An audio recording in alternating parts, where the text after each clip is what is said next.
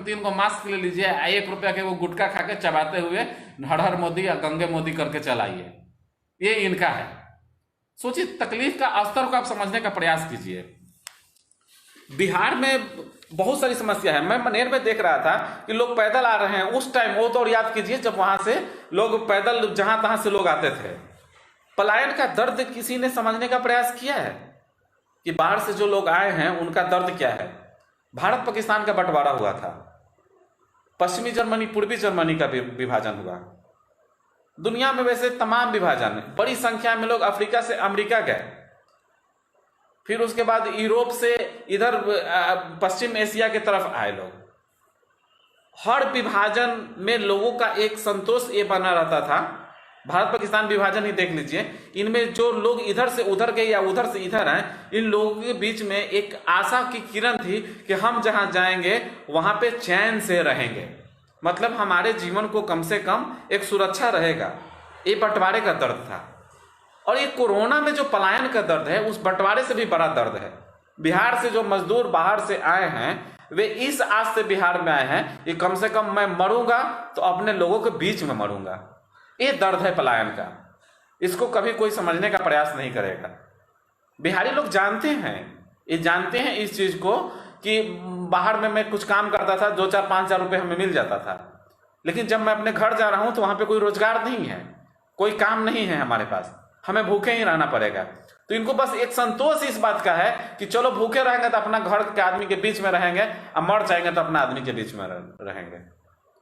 तो ये है पलायन का दर्द, और ये कोरोना पलायन का दर्द है। इसलिए भारत पाकिस्तान बंटवारे के दर्द से भी बड़ा दर्द है। आप समझ नहीं सकते हैं जब तक आप बाहर से आए नहीं हो। मैं भी घर में बैठा हूं, हल्का सा महसूस किया हूं, क्योंकि हमारे भी घर में लोग इधर से उधर गए हैं। और वे तमाम लोग इसको समझेंगे जिनके घर से लोग बाहर से इधर उधर गए हैं और वो दिक्कत में हैं। और सिर्फ बिहार में आपको पता होना चाहिए कि रजिस्टर्ड संख्या 27 लाख है। मतलब कि 27 लाख लोगों ने रजिस्ट्रेशन कराया कि हम यहां आना चाहते हैं। 27 लाख। बीबीसी की एक रिपोर्ट है कि अभी तक बिहार में बाहर से 72 लाख लोग आ चुके हैं। समझिए, 72 लाख।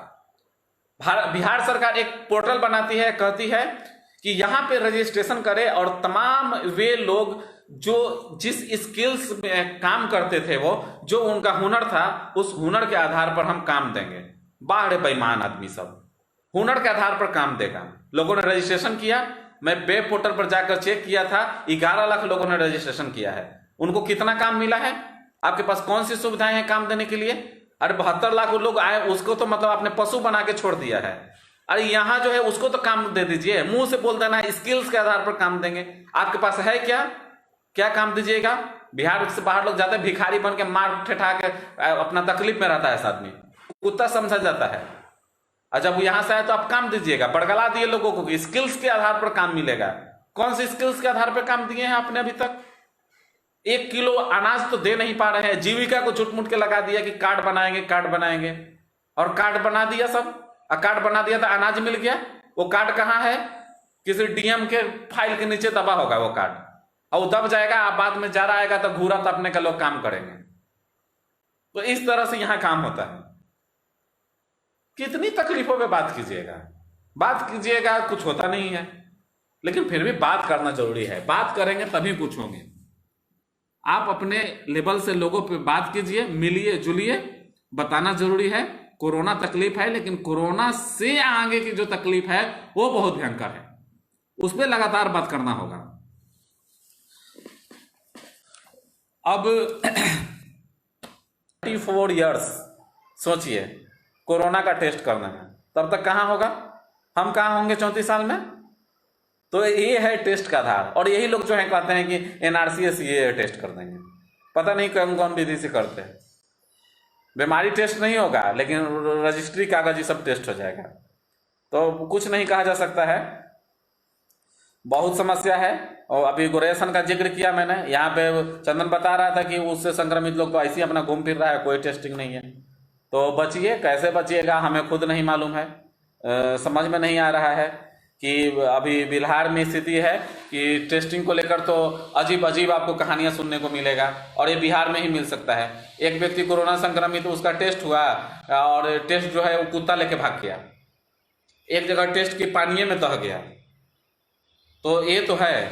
एक व्यक्ति हैं उदय जी, बीबीसी को रिपोर्ट में मैंने पढ़ा था, उदय जी बताते हैं कि एम्स में मैंने टेस्ट कराया था और टेस्ट में जो है हमारा रिपोर्ट जो है वो पॉजिटिव आया।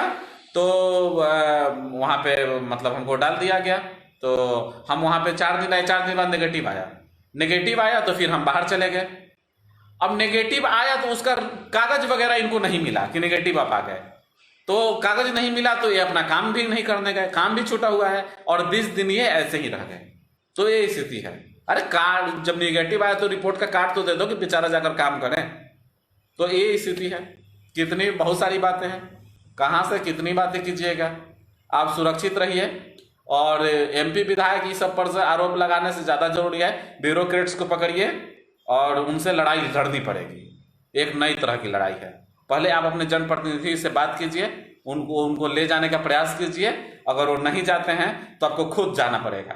आपको बीडीओ, सीओ, डीएम से पूछना पड़ेगा कि पैसा जो रिलीज किया गया जनप्रतिनिधि के द्वारा वो कहाँ गया, उसका हिसाब क्या है, और हिसाब के फील्ड में हमारे क्षेत्र का हिसाब कितना है कि मेरे मनेर के लिए कितना मिला है।